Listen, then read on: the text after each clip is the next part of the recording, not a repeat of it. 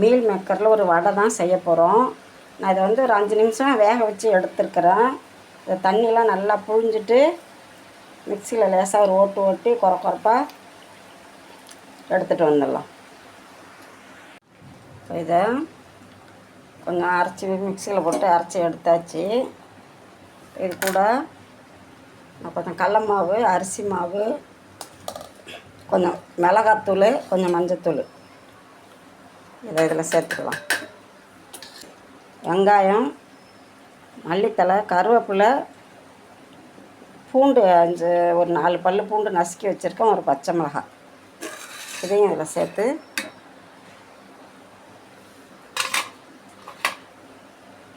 இதுக்கு தேவையான அளவு உப்பு போட்டு தண்ணி ஊற்றவேன்னா அதில் இருக்கிற இதே ஈரமே போதும். பிசைஞ்சு எடுத்துக்கலாம். பத்தலைன்னா லேசாக தண்ணி தெளித்து பிசைஞ்சு கெட்டியாக பிசைஞ்சு எடுத்துக்கலாம். நம்ம வடை தான் தட்ட போகிறோம், அதுக்கு தகுந்த மாதிரி கெட்டியாக பிசைஞ்சு எடுத்துக்கலாம். பிசைஞ்சிட்டு மாவு நல்லா பிசைஞ்சாச்சு. இதுமாரி கொஞ்சம் மாவு எடுத்து நல்லா உருட்டி வடை மாதிரி தட்டி நான் எண்ணெய் காய வச்சுருக்கிறேன், அதில் போட்டு எடுத்துக்கலாம்.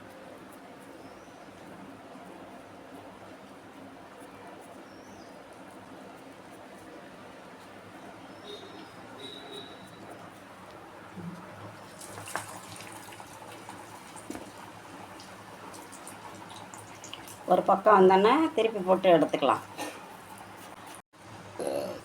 நல்லா செவந்து வந்துட்டு எடுத்துடலாம்.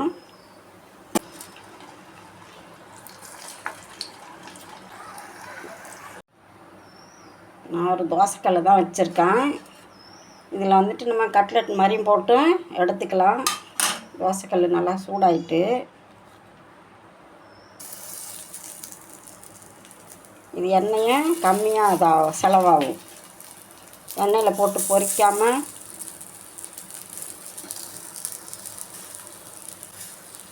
உள்ளே வச்சு வேக வச்சுக்கணும். இது ஒரு பக்கம் வெந்துட்டு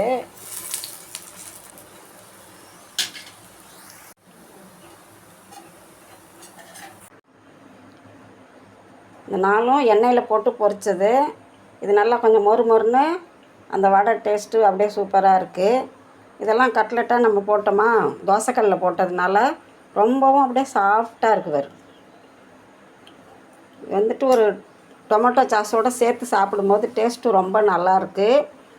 ஒரு மீல் மேக்கரை வச்சு ரொம்பவும் சிம்பிளான ஒரு வடை செஞ்சிட்டோம். வடையும் கட்லெட்டும் செஞ்சுருக்குறோம். ட்ரை பண்ணி பாருங்கள். லைக் பண்ணுங்கள், ஷேர் பண்ணுங்கள், கமெண்ட் பண்ணுங்கள்.